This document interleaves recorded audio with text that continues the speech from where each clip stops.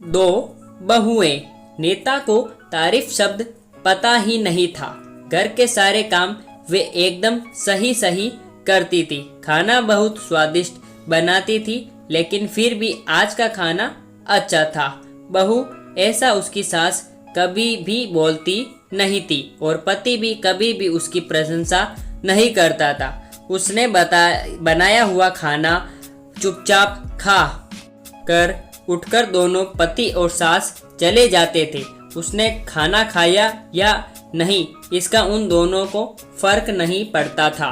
सास को वह पसंद नहीं थी। उसके हाथों से जरा सी भूल हो गई तो सास तुरंत गुस्सा करती थी। उससे भी बुरी बात यह थी कि उसके पति और उसके बीच बातचीत का ज़्यादा नहीं होती थी और उन्होंने ये चुप्पी बनाए रखी थी।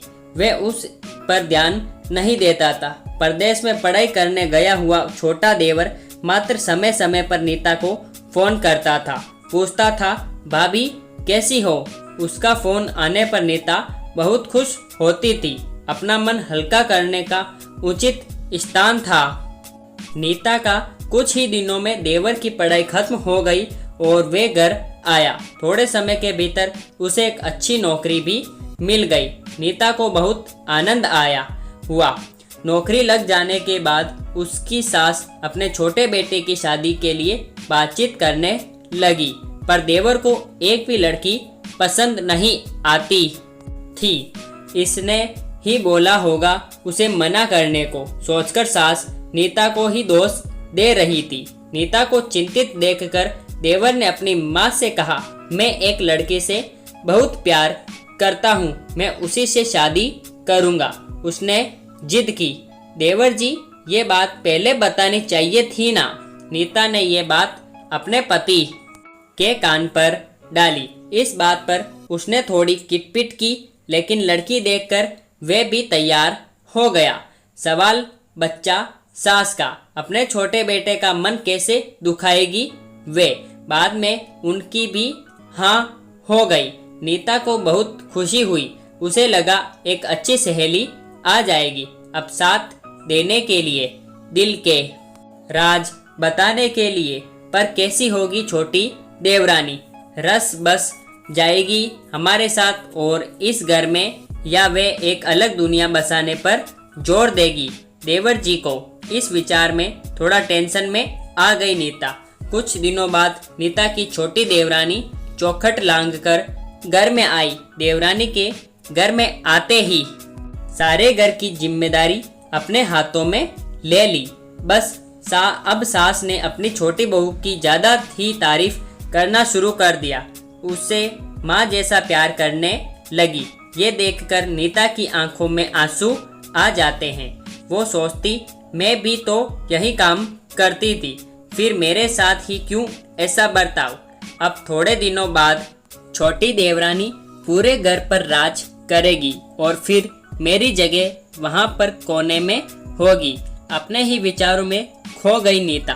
नीता के भाव समझने पर छोटी देवरानी नीता के हाथ अपने हाथ में लेकर बोली, दीदी मुझे सब पता है, मुझे अपनी छोटी बहन समझिए, देखना बहुत जल्दी सब ठीक हो जाएगा।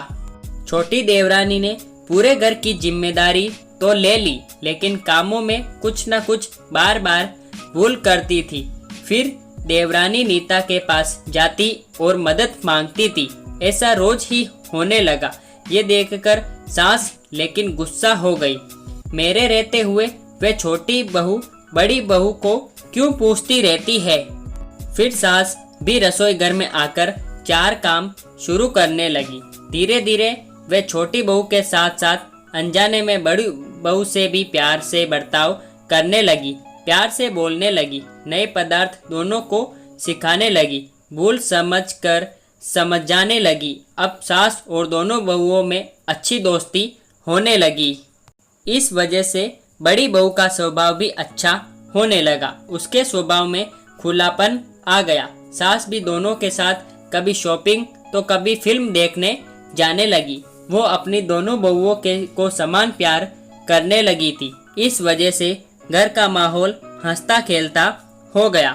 इसके अलावा अपने भाई और पत्नी की बॉन्डिंग देखकर नीता का पति भी उसके साथ अच्छा व्यवहार करने लगा। ये देखकर छोटी बहू बहुत खुश हुई।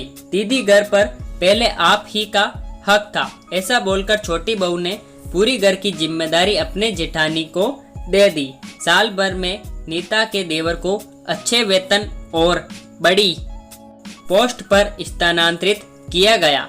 अब छोटी देवरानी भी अपने पति के साथ परदेश जाएगी और मैं फिर अकेली रह जाऊंगी। इतना ही नहीं, इतने सालों बाद सास का व्यवहार जो इतने सालों बाद बदल गया था वह फिर से वही हो गया। तो इस विचार में नीता डर गई।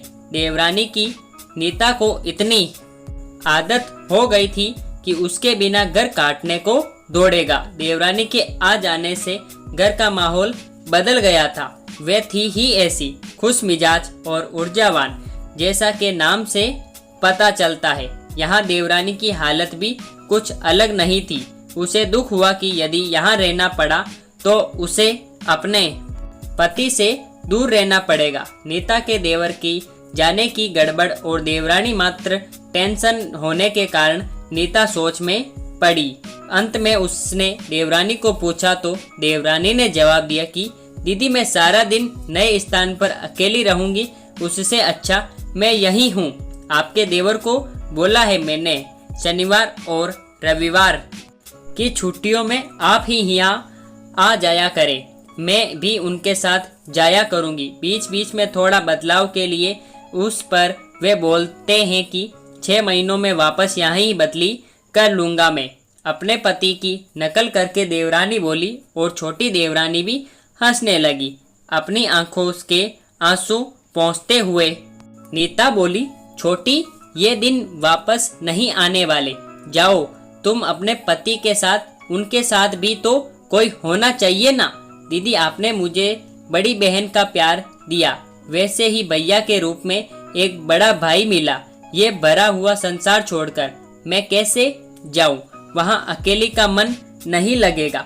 6 महीने का तो सवाल है, वे आते रहेंगे या पर यह सुनकर नीता ने अपनी देवरानी को खुश होकर गले लगाया। तभी देवरानी नीता को भी ली और पति के साथ एक अलग जीवन बनाने में समय नहीं लगता।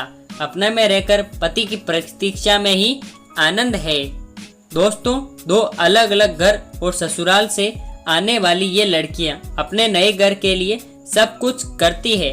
पता ही नहीं चलता कि कब एक दूसरे की आदत हो जाती है। सच में देवरानी जेठानी का रिश्ता बहनों से कम नहीं होता।